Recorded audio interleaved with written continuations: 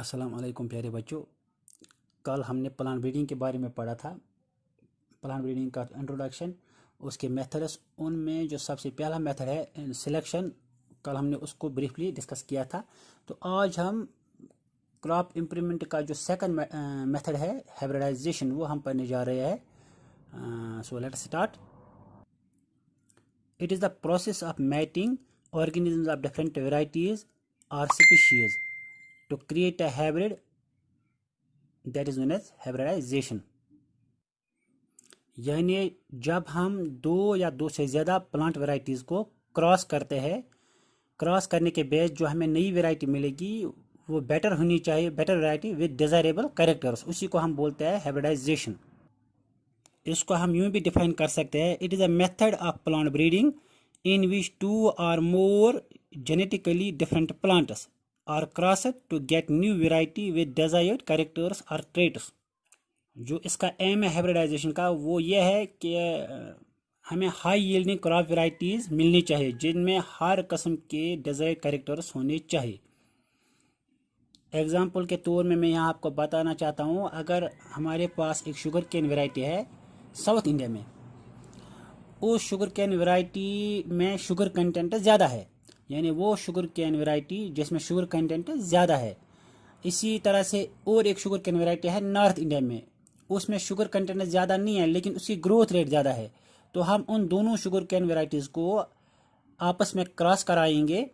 Cross करने के बाद जो हमें नई वैरायटी मिलेगी वहाँ से, उस वैरायटी में ये दोनों कैरेक्टर्स होंगे, that is good sugar content and fast growth rate.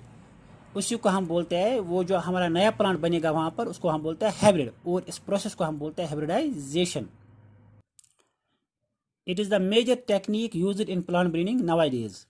आजकल जो सबसे ज़्यादा मेथड यूज़ किया जाता है प्लांट ब्रीडिंग में, उसमें हाइब्रिडाइजेशन इम्पॉर्टेंट है। अगर हाइब्रिडाइजेशन जो प्रोसेस है इसको हम परफॉर्म करेंगे दो प्लांट्स के दरमियान, यानी जब दो प्लांट्स को आपस में क्रॉस किया जाता है तो वहाँ से जो नया हाइब्रिड प्लांट बनेगा तो उस क्रॉस को हम बोलते हैं सिंगल क्रॉस। अगर हम दो से ज़्यादा प्लांट वेराइटीज़ को आपस में क्रॉस करवाएंगे तो वहाँ से जब जो नया प्लांट बनेगा जो हाइब्रिड होगा तो उस क्रॉस को हम बोलते हैं मल्टीपल क्रॉस। जो हाइब्रिडाइजेशन प्रोसेस है इसके चार टाइप्स है, यानी चार इसकी किस्में हैं।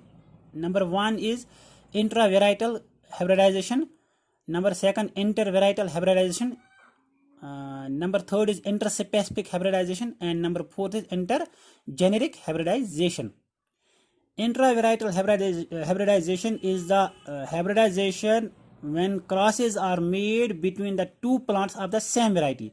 यानी जब दो प्लांट्स के दरमियान क्रॉस किया जाता है जो कि सेम वैरायटी के होंगे, तो वहाँ से जब एक हाइब्रिड बनेगा तो उसको हम बोलते हैं इंट्रा वेराइटल हाइब्रिडाइजेशन। अगर एग्जांपल हम यहाँ लेने देंगे तो एग्जांपल इसमें है ट्रिटिकम एस्टिवेटम, यानी वीट स्पीशीज जो है, वीट प्लांट, उसी की एक स्पीशीज है ट्रिटिकम एस्टिवेटम जिसका वर्निकुलर नेम है, कॉमन नेम है कल्याण सोना।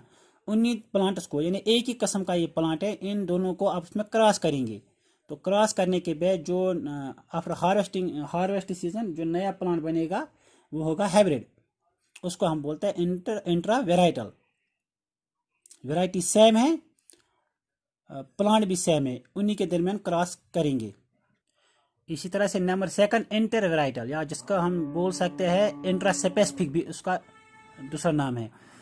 इसमें हम दो डिफरेंट वेराइटीज़ जो एक प्लांट के है उनको क्रॉस करते हैं, लेकिन स्पीशीज सेम है, एक ही स्पीशीज के दो डिफरेंट प्लांट वेराइटीज को क्रॉस करना, तो वहाँ से जब हाइब्रिड बनेगा तो उस हाइब्रिडाइजेशन को हम बोलता है इंटर वेराइटल।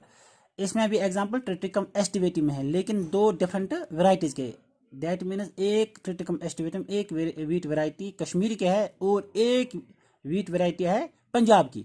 उन दोनों को आपस में जब क्रॉस करेंगे तो जहाँ से वो नया हाइब्रिड बनेगा वहाँ से उस हाइब्रिड को हम बोलता है इंटर वेराइटल। जो नंबर 3 है वो है इंटर स्पेसिफिक। इंटर स्पेसिफिक में हम दो डिफरेंट स्पीशीज जो होंगे प्लांट्स के, जीनस एक ही है लेकिन अलग अलग स्पीशीज है, उनको हम क्रॉस करेंगे। तो वहाँ से जब नया एक हाइब्रिड बनेगा उसको हम बोलते हैं उस प्रोसेस को इंटर स्पेसिफिक हाइब्रिडाइजेशन। इसमें एग्जांपल है, हम यहाँ पर लेंगे एक एग्जांपल ADT37। ये एक राइस वेराइटी है। दो राइस वेराइटीज़ को यानी Oryza japonica and Oryza indices, उन दोनों को आपस में क्रॉस करके जो नई वेराइटी बनी है ADT37, ये इसी प्रोसेस से बनी है इंटर स्पेसिफिक। यानी स्पीशीज डिफरेंट है, एक है ओरेजा जापानिका, दूसरी स्पीशीज है ओरेजा इंडाइसिस। इन दोनों को क्रॉस करके ये स्पीशीज बनी है ADT37। It's a type of inter specific hybridisation. Now number 4 is inter generic, यानी इसमें हम क्रॉस करते हैं दो डिफरेंट जनराज के दरमियान। यानी प्लांट जो होंगे अलग अलग जनराज से, फैमिली सेम है लेकिन जनराज अलग है। उन दो प्लांट्स को क्रॉस करके जो नया प्लांट बनेगा उस प्रोसेस को हम बोलते हैं इंटर जेनेरिक। इसमें एग्जांपल है एक कैक्टाई जिसका नाम है फेरोबर्जिया। ये एक हाइब्रिड है, इसको दो कैक्टाई जीनस को आपस में मिलाने से ये बना है। एक है फेरो कैक्टस, दूसरा है ल्यूस्टेम बर्जिया। इन दोनों को आपस में क्रॉस करके जो नई ये वैरायटी बनी है फेरोबर्जिया, ये इंटरजेनेरिक हाइब्रिडाइजेशन है। अब हम पढ़ेंगे प्रोसीजर ऑफ हाइब्रिडाइजेशन, यानी किस तरह ये हाइब्रिडाइजेशन प्रोसेस इसको किया जाता है। हाइब्रिडाइजेशन जो प्रोसेस है प्लांट्स में, इसमें यूजुअली 7 स्टेप्स हम इन्वॉल्व करते हैं, यानी इसमें 7 स्टेप्स है। नंबर फर्स्ट जो स्टेप है वो है selection of parents with desired characters और ट्रेड्स। सबसे पहले हम प्लांट पेरेंट्स को सिलेक्ट करते हैं जिनमें डिजायर्ड कैरेक्टर्स होंगे। इसका मतलब 2 प्लांट्स को हमें सिलेक्ट करना है या 2 से ज़्यादा प्लांट्स को सिलेक्ट करना है। अगर 2 करेंगे तो उसमें एक मेल और एक फीमेल प्लांट, उनमें डिजायर्ड कैरेक्टर्स होने चाहिए। इसमें हम देखते हैं टाइप ऑफ राइपनिंग, यानी इसमें जो फ्रूट राइप हो जाएगा वो उसका टाइम क्या है, फ्लावर्स कैसे यूनिसेक्चुअल है या बाइसेक्चुअल है। इसी तरह से टाइप ऑफ पॉलिनेशन क्या है, इसमें सेल्फ पॉलिनेशन है या cross pollination, size of the fruit का साइज कितना है, ये सब हम कैरेक्टर्स पहले देखेंगे। फिर जो सबसे बेस्ट हमें जो पेरेंट हमें लगेगा प्लांट का यानी प्लांट वैरायटी का, उन पेरेंट्स को हम सेलेक्ट करते हैं, उसी को हम बोलते हैं सिलेक्शन ऑफ पेरेंट्स। उसके बाद जो नंबर 2 पॉइंट है इसमें स्टेप है वो है एमस्कुलेशन। जब हमने पेरेंट्स को सिलेक्ट किया, अब हम देखते हैं जो प्लांट इन पेरेंट्स में अगर बाइसेक्चुअल फ्लावर्स होंगे, यानी वो फ्लावर्स जिनमें मेल पार्ट्स भी और फीमेल पार्ट्स भी एक ही फ्लावर पे है, तो उसमें हमें सेल्फ पॉलिनेशन नहीं होने देनी है। तो उसके लिए हम क्या करते हैं, एक प्रोसेस एमस्कुलेशन। एमस्कुलेशन का मतलब हो गया रिमूवल ऑफ स्टेमेन्स और एंथर्स और killing the pollen grains of flowers without affecting the female reproductive organs. यानी वो फ्लावर जिसमें दोनों पार्ट्स है मेल और फीमेल, तो मेल पार्ट्स को हमें वहाँ से हटाना है, रिमूव करना है। स्टेमेन हो या एंथर हो या पोलन ग्रेन हो, उसको हटाना है ताकि जो फीमेल पार्ट होगा वहाँ पर वो इफेक्ट ना हो जाए। ये हम क्यों करते हैं, ताकि जो सेल्फ पॉलिनेशन है वो नहीं होनी चाहिए, इनमें आपस में इसी फ्लावर में पॉलिनेशन नहीं होनी चाहिए। नंबर जो 3rd स्टेप है इसमें वो है बैगिंग।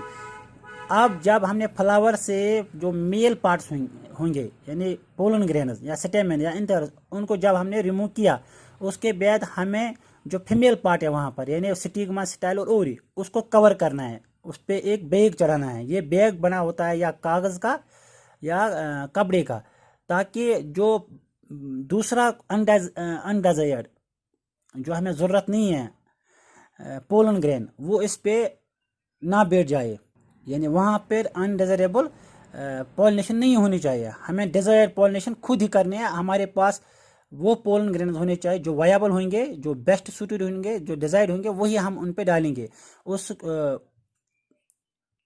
सेल्फ पॉलिनेशन को बचाने के लिए हम ये प्रोसेस करते हैं जिसका नाम है बैगिंग। इसके बाद जो नेक्स्ट स्टेप जो है टैगिंग।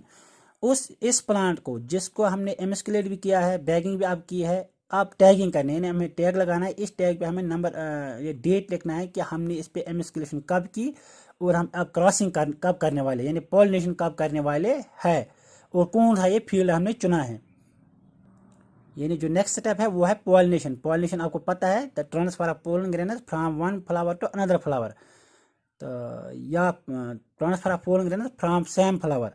हमें यहाँ पॉलिनेशन जो करनी है ये हमें डिजायर्ड करनी है। जो हमारे पास वायबल डिजायर्ड पोलन ग्रेन्स है, हम उनको इस फ्लावर पे जिसको हमने बैग किया है, उस बैग हटाएंगे तो वहाँ पर जो फीमेल पार्ट है स्टिग्मा, स्टिग्मा पे वो डस्ट करेंगे।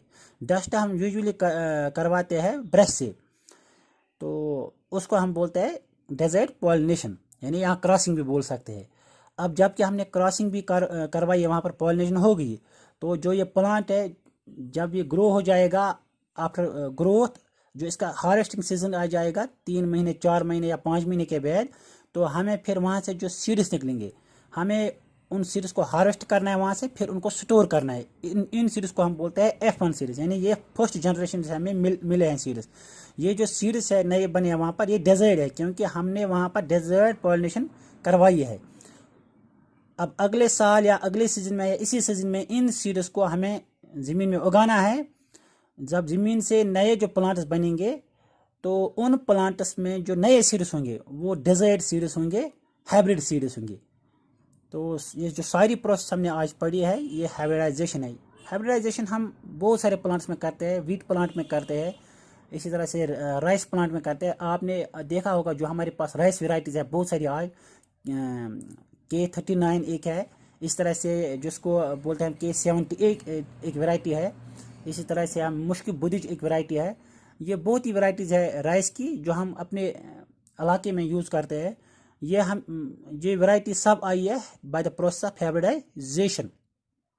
इसी तरह से फ्रूट्स में आपने देखा एप्पल्स में बहुत सारी वैरायटीज़ आज आ गई है मार्केट में, हाई डेंसिटी क्रॉप वैरायटीज़ है एप्पल्स में, वो भी this by the process of hybridisation से ही हमें मिली है।